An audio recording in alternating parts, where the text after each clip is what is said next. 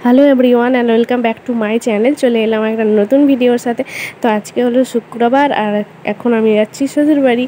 তো বোন তো চলে গেছে, সেদিন তোমাদেরকে দেখালাম জামাই ষষ্ঠীর দিনে। তো আজকে হচ্ছে আমি যাব। তো আজকে আমি গেলে ঘর পুরো ফাঁকা হয়ে যাবে। তো যাওয়ার আগে মা বললো যে আয় চুলটা আমি বেঁধে দিই। তো আমি ড্রেস ফ্রেস একদম পরে নিয়েছি আর মা আমাকে এখন চুলটা বেঁধে দিচ্ছে। আর আমার চুলটা মা বলছিল আগের থেকে অনেকটাই পাতলা হয়ে গেছে। আর আমি হচ্ছে ক্যামেরায় আমার কানের দেখতে পাচ্ছিলাম না, সেই জন্য আর কি কানেরটা একটু দেখে নিলাম কানেরটা আছে কি না। তারপরে চুল বেঁধে একদম রেডি হয়ে গেলাম। তারপরে মা বললো যে একটু আলতা পরে নিতে, আর আমার পায়ে একটু একটু আলতা ছিলই, কারণ ষষ্ঠীর দিনে আলতা পরেই ছিলাম। তো তাও একটু পরে নিচ্ছি। আর তারপরে আলতা ফালতা পরে পুরো একদম রেডি হয়ে গেছি, আর ব্যাগ ট্যাগ পুরো একদম রেডি। তো সব কিছু হচ্ছে আগের থেকেই গুছিয়ে নিয়েছি, কারণ যাওয়ার আগের দিনে ব্যাগ গুছোতে না খুব কষ্ট হয়, সেই জন্য আর কি আগেই গুছিয়ে নিই। তো যাই হোক, এখানে আলতা পাড়া হয়ে গেছে আর ওদিকে দেখো তোমার দাদাভাই ব্যাগগুলো নিয়ে আর বেরোচ্ছে। তারপরে মা এখানে চা বানিয়ে দিল। তো ভাত অনেকক্ষণই খাওয়া হয়ে গেছে, আর এখন রোদের জন্য একটু দেরিতেই বেরোচ্ছি বাড়ি থেকে, সেই জন্য চাও খেয়ে নিচ্ছি। আর চা খাওয়ার পরে এখানে হচ্ছে আমি একটু লিপস্টিক লাগিয়ে নিচ্ছি, মানে লিপ বাম আর কি। এই গরমে তো কিছু লাগানোই যাচ্ছে না, এত গরম। তারপর আবার প্রচুর রোদ বাইরে, যদিও আজকে একটু রোদটা কম ছিল। 4:30 পৌনে 5টার দিকে বেরিয়েছিলাম। তো তারপরে সব রেডি হয়ে এখন আমি আমার গোপাল সোনাকে নিয়ে নিচ্ছি। আর গোপাল সোনাকে গোপালের যে ঝুড়ি থাকে না নিয়ে আসার জন্য, সেই ঝুড়িতেই নেবো। নিয়ে আমি একটা আর কি ব্যাগের মধ্যে ঢুকিয়ে দিয়েছি, ঢুকিয়ে আর কি যখন আমি বাইকে বসবো তখন ওপরটা খুলে দেবো, নাহলে গোপাল সোনার তো গরম লাগবে। তো যাই হোক, এখন আমি গপুকে নিয়ে নিয়েছি। আর এরপর হচ্ছে যাওয়ার পালা, সমস্ত ঠাকুর প্রণাম করে আর বেরিয়ে পড়লাম। আর যেতে তো হবেই, কিছু করার নেই। ঘর পুরো ফাঁকা, খালি মা আর বাপি একাই থাকবে। আর ওপরে এখন যদিও আমাদের বাড়িতে এখন লোকজন আছে, চিন্তা সেরকম কিছুই নেই, একটা ঘরের মধ্যেই থাকবে, ওরা ওপরে থাকবে আর মা বাপি নিচে থাকবে, এটাই যা। তো যাই হোক, এখন সেরকম কিছু চিন্তা নেই, ঘরের লোকজন মোটামুটি আছে।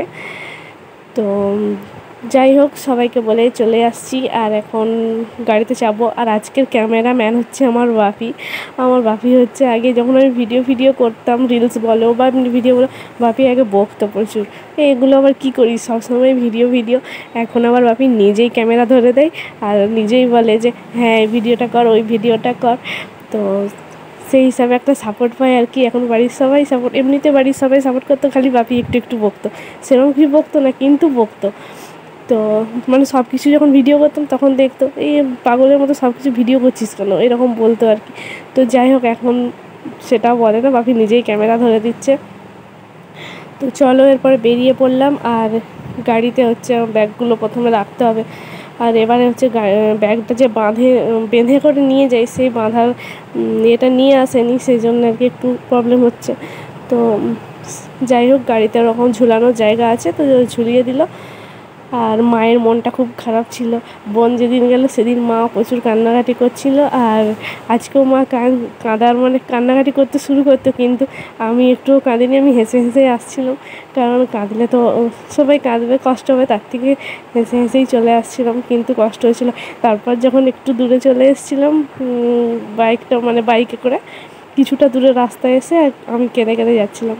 তো যাই হোক, অনেক কিছু ভেবে অনেকটাই গেলাম, আর কিছু করার নেই, যেতে হবে। তো চলো, হেলমেট সব পরে নিয়েছি, এরপরে যাওয়ার পালা। বাইকে করে যাই তখন মা অনেক কিছু বলে যে যেতে যেতে একদম ফোনে হাত দিবি না, ফোন ঘাঁটবি না, ক্যামেরা করবি না, মানে অনেক কিছু বোঝাতেই থাকে।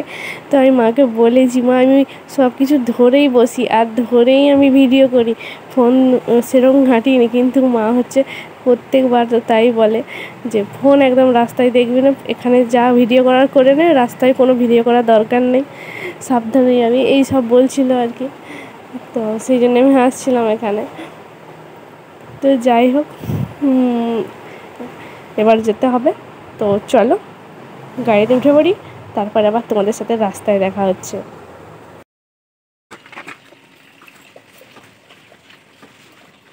আস্তে আস্তে চালাবে, আস্তে আস্তে যাবে। হ্যাঁ,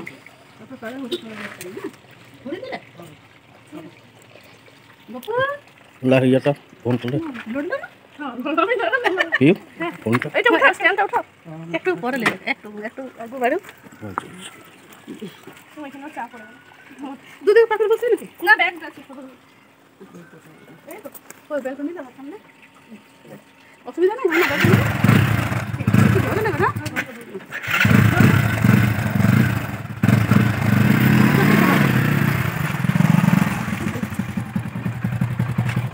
আসি দাদা চলো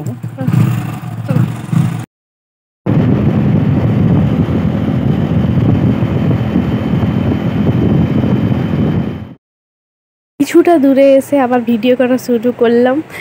আর আমাদের রাস্তাটা দেখো এখন প্রচুর ভালো হয়ে গেছে, আর নতুন রাস্তা, সেই জন্য আর কি বেশিক্ষণ টাইমও লাগে না, 2 ঘন্টাতে পৌঁছে যাই। তারপর এখানে রেলগেট পড়ে গেল, দিয়ে এখানে একটা এক্সপ্রেস ট্রেন যাচ্ছিল।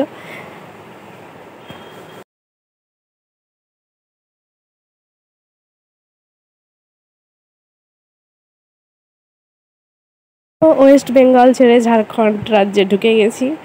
আর এই যে একটু আগে মানে গাড়িতে বসে বসে কান্নাকাটি করছিলাম আস্তে আস্তে, কিন্তু তারপরে বলি না, ভেবে তো লাভ নেই, যেতে তো হবেই, কেঁদে লাভ নেই, তার থেকে চলো ভিডিও করা যাক।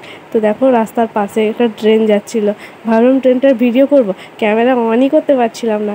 তো যাই হোক, 1 ঘন্টা টাটা পৌঁছে গেছি, কিছু মানে টাটার কাছাকাছি পৌঁছে গেছি।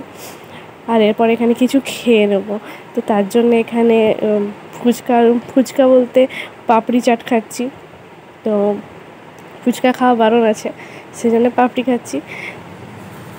পাপড়ি খেয়ে আর তারপর আবার যাচ্ছি। দেখো প্রায় হালকা হালকা সন্ধ্যেটা হচ্ছে, মানে সূর্য একদম ডুবে গেছে। আর এই হচ্ছে সেই জায়গা, আমার ফেভারিট জায়গা, পিএনএম মল। তো সেই জন্য আরেকটু ভিডিও করে নিলাম। আর তারপর দেখো টাটানগর রেলওয়ে স্টেশনের সামনে পৌঁছে গেছি। আর স্টেশনের ধারে প্রত্যেক দিন বিকেলবেলা কত বাজার বসে, এখানে সব সবজি টবজি পাওয়া যায়। আর দেখো অনেকটা আসার পরে সন্ধে প্রায় হয়ে গেছে, একদম সন্ধে হয়ে গেছে, হালকা হালকা অন্ধকারও হয়ে গেছে। আর বাড়ি আসতে আমাদের 7টা বেজে গেছিলো। তো যাই হোক, ফাইনালি বাড়ি পৌঁছে গেছি। আর ক্যামেরাটা কেমন যেন ঝাপসা মতো লাগছে, তাই একটু মুছে নিলাম। আর ঘর দরের অবস্থা খুবই খারাপ, আমি যতবারই আসি এসে দেখি ঘরের অবস্থা এক হাঁটু হয়ে থাকে, একটুও গোছায় না। তো দেখে আমার মাথা খারাপ। আর তারপরে ড্রেস চেঞ্জ করে হাত পা ধুয়ে আগে আমি বেডটা ঠিক করছি, কারণ বেডটা দেখে আমার বসতেও ইচ্ছা করছিল না। তো এসে আগে আমি গোপালকে সন্ধে দিয়ে নিয়েছি ড্রেস চেঞ্জ করে, তারপর এখন আমি বেডটা পরিষ্কার করছি, চাদর টাদর চেঞ্জ করে দিচ্ছি। আর প্রচণ্ড গরম লাগছিল, কী আর বলবো, অতটা এসছি, তারপরে আবার ঘরে এসে দেখছি ঘরের অবস্থা খারাপ, সেই জন্য বেশি মাথাটা গরম হয়ে বেশি গরম লাগছিল। তো যাই হোক, এখন আমি বেড ফেড পরিষ্কার করে দিচ্ছি। আর আমাদের আসলে উপরের রুম হচ্ছে, তো সেই জন্যে প্রচুর ডাস্ট উঠছে, সেই জন্য আর কি প্রচুর ময়লা হয়েছে। তোমাদেরকে তো উপরের রুমগুলো দেখানোই হয়নি আর বলাও হয়নি, তো একদিন তোমাদেরকে উপরের রুমগুলো শেয়ার করব। তো চলো বেড ঝেড়ে নিই। আজকে আর ভিডিও করার সেরকম আর ইচ্ছা করছে না, তো কোনো রকমে আর কি বেডটা ঠিকঠাক করে নিয়েছি।